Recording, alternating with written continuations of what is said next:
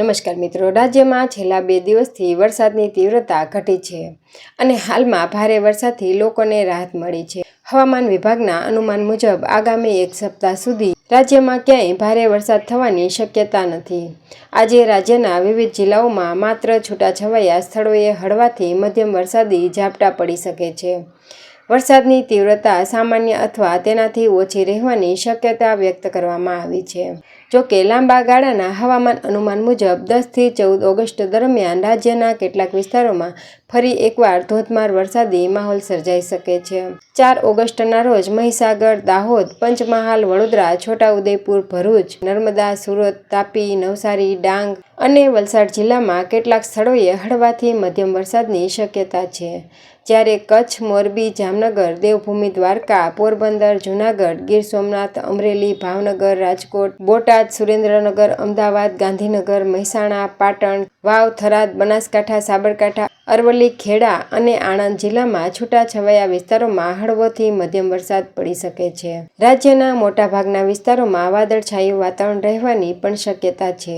હવામાન વિભાગના અનુમાન મુજબ 5 થી 9 ઓગસ્ટ દરમિયાન પણ રાજ્યમાં ભારે વરસાદ થવાની કોઈ શક્યતા હાલના તબક્કે દેખાતી નથી. આ સમયગાળા દરમિયાન મહીસાગર, દાહોદ, પંચમહાલ, વડોદરા, છોટાઉદેપુર, ભરૂચ, નર્મદા, સુરત, તાપી, નવસારી, ડાંગ અને વલસાડ જિલ્લામાં કેટલાક સ્થળોએ હળવાથી મધ્યમ વરસાદ વરસી શકે છે.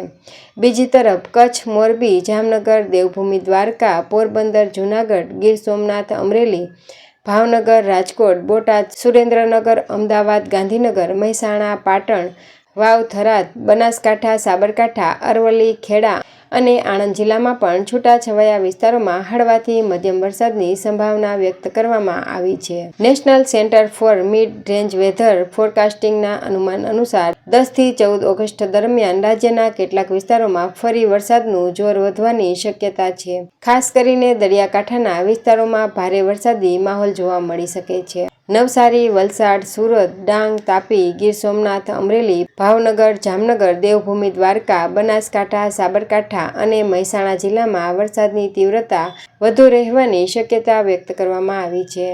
આ ઉપરાંત અમદાવાદ, વડોદરા, ખેડા અને આણંદ સહિતના જિલ્લાઓમાં પણ વરસાદી વાતાવરણ રહેવાની સંભાવના છે. દરિયાકાંઠાના વિસ્તારો માટે પણ મહત્વની ચેતવણી જાહેર કરવામાં આવી છે. હવામાન વિભાગના જણાવ્યા અનુસાર ગીર સોમનાથ, જૂનાગઢ, પોરબંદર અને દેવભૂમિ દ્વારકા જિલ્લાના દરિયાકાંઠે 3.1 થી 3.5 મીટર સુધી ઊંચા મોજા ઉછળી શકે છે. તેના પગલે આ 4 જિલ્લાઓ માટે હાઈ વેવ એલર્ટ જાહેર કરવામાં આવ્યું છે. જ્યારે કચ્છ, વલસાડ, ભાવનગર અને નવસારી જિલ્લાના દરિયાકાંઠે 2 થી 2.9 મીટર સુધી ઊંચા મોજા ઉછળવાની શક્યતા હોવાથી હાઈ વેવ વોચ જાહેર કરવામાં આવ્યું છે. દરિયાકાંઠાના વિસ્તારોમાં રહેતા લોકો તેમજ માછીમારોને સાવચેતી રાખવા અને જોખમી સ્થળોથી દૂર રહેવાની અપીલ કરવામાં આવી છે. અમદાવાદના હવામાનની વાત કરીએ તો આજે શહેરમાં વાદળછાયું વાતાવરણ રહેવાની શક્યતા છે અને છૂટાછવાયા વિસ્તારોમાં હળવો વરસાદ પડી શકે છે.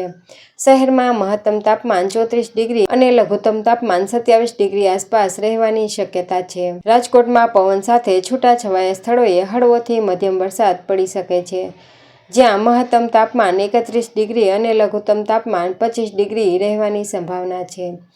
સુરતમાં આજે પણ પવન સાથે હળવો વરસાદ પડી શકે છે અને મહત્તમ તાપમાન 30 ડિગ્રી જ્યારે લઘુત્તમ તાપમાન 27 ડિગ્રી આસપાસ રહેવાની શક્યતા છે. વડોદરામાં પણ પવન સાથે હળવાથી મધ્યમ વરસાદની શક્યતા છે અને શહેરમાં મહત્તમ તાપમાન 32 ડિગ્રી તથા લઘુત્તમ તાપમાન 26 ડિગ્રી સુધી રહેવાનો અંદાજ વ્યક્ત કરવામાં આવ્યો છે.